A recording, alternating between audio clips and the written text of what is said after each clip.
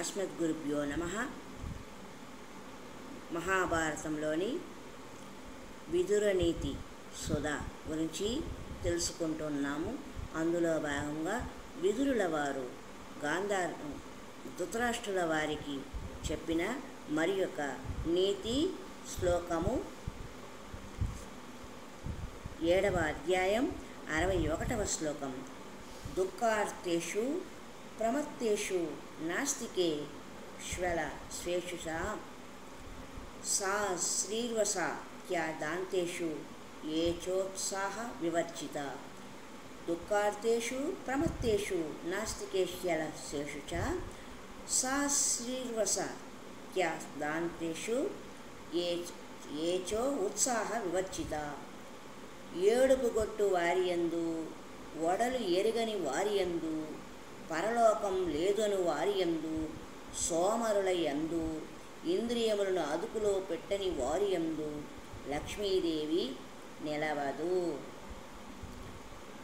మరి ఒకసారి అమ్మవారు శ్రీ మహాలక్ష్మి యొక్క నివాస స్థానము లక్ష్మీ నివాస స్థానం ఎక్కడ ఉంటుంది, ఎక్కడ ఉండదనే విషయము ఈ శ్లోకంలో చక్కగా వివరించబడినది.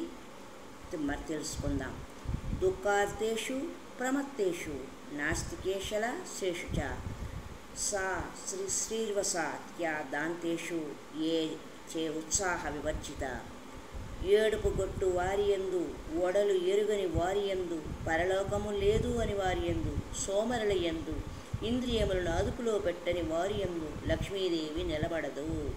లక్ష్మీదేవి అంటే ఆనందకారిణి, సంతోషము, సంతుష్టి, సమృద్ధి, ఆనందాన్ని కలిగిస్తాయి.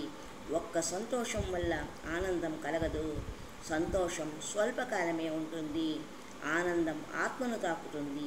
అందువల్ల ఆనందం మనసు, బుద్ధిని, ఆత్మను ప్రభావితం చేస్తుంది. ఆనందో బ్రహ్మ అంటే ఆధ్యాత్మిక ఆనందానికి పరాకాష్ఠ అని చెప్పుకోవచ్చు. సాధకులు సంతోషం కోసం కాకుండా ఆనందం కోసం ఆత్మను ఆరాధిస్తారు. సామాన్యులు సంతోషం కోసం వెంపర్లాడతారు. వారికి ఆనందానుభూతి తెలియదు. సంతోషాన్నే వారు ఆనందంగా భ్రమపడతారు. ఆనందానికి సంతుష్టి లేక సంతృప్తి మూల కారణంగా ఉంటుంది. సంతుష్టి అనేది మానసిక భావన.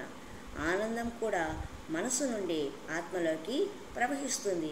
సంతృప్తి గల వారికి కోరికలు ఉండవు. కోరికలు లేకపోతే దుఃఖం ఉండదు.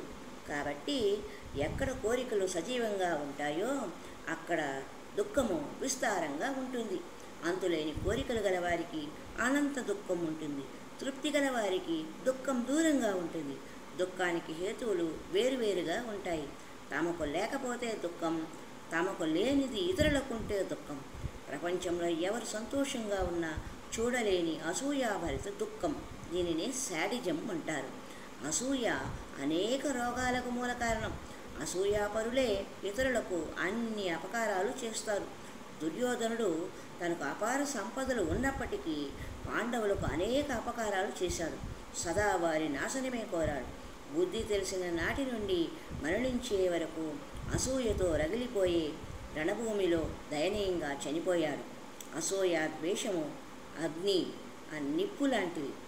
ఏ కర్రకు నిప్పు ఉంటే ఆ కర్రే కాలుతుంది అన్నట్లు ఏ వ్యక్తికి అసూయ ద్వేషాలు ఉంటే అవి వారిని దహిస్తాయి అన్నది వాస్తవం. దహించడం అంటే మంటలు చెలరేగి బూడిద చేస్తాయని కాదు. దహనం అంటే కృంగి కృషించి నశించిపోవడం. జయదేవుడు తన అష్టపదుల్లో దహతి మమ మానసం అనే మాట ప్రయోగించారు. విరహము అనేది ఒక జ్వాల. ఆ అగ్నిలో మనస్సు దహించుకొని పోతుంది. శ్రీకృష్ణుడు రాధతో చెప్పిన ఘట్టమన్నట. మనోవిచారము, కనిపించని దుఃఖము, మోహం మీద మనసు ప్రతిబింబిస్తుంది.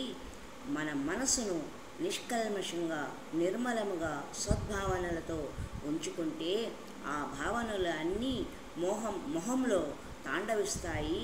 ప్రసన్నత వెన్నెల వెలుగు ఈనుతుంది. ప్రసన్న వదనం ఉంది అంటే అంతరంగం ఆధ్యాత్మిక ఆరాధనకు నామజపానికి సిద్ధంగా ఉన్నట్టు స్థిరబుద్ధి కూడా ప్రసన్న వదనాన్ని కలిగిస్తుంది. కొందరు ఆధ్యాత్మిక విశేషాలు అన్నీ ధరిస్తారు, కానీ అంతరంగము గందరగోళంగా ఉంటుంది. అందుకే కబీరు అన్నారు, ఫిరతాహై జపమాల నహి ఫిరతాహై మనుమాల. జపమాల మాత్రమే తిరుగుతూ ఉన్నది, మనసు లగ్నం కావడం లేదు. మనలో అధికులది ఇదే అవస్థ. అందరికీ దైవానుగ్రహం కావాలి, కానీ ఎలా పొందాలో తెలియదు. అలాగని గురువుని నమ్మరు, గురువును శంకిస్తారు. బోధ గురువులు, బాధ గురువులు మధ్య భేదం తెలుసుకోలేక సతమతమవుతూ ఉంటారు. ఇక సద్గురువులు ఎలా గుర్తిస్తారు? గురువు అంటే మహత్తులు చూపే గారడీవాడిలా ఉంటారనే భ్రమలో ఉంటారు. అన్నింటికంటే గొప్ప మహత్తు మూర్ఖులను సజ్జనులుగా, సద్భక్తులుగా మార్చటం. కేవలం సద్గురువులే అలా చేయగలరు. కానీ సద్గురువులను ఎలా గుర్తించడం? అందుకు మన మనసును సాత్వికంగా మార్చుకోవాలి.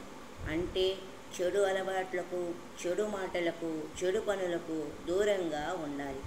తాగుబోతు సద్భక్తుడు ఎలా అవుతాడు? వ్యభిచారి సజ్జనుడెలా కాగలడు?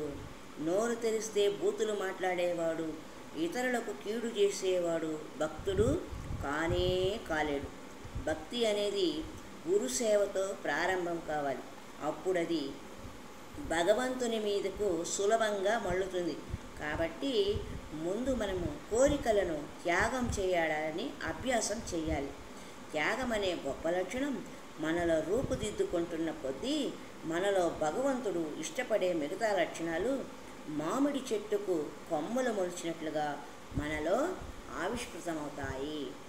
అమ్మ శ్రీ మహాలక్ష్మీదేవి అనుగ్రహం కోరేవారు ఎలా ఉండాలి అనే విషయము శ్లోకము చెప్తున్నది. ఏమని?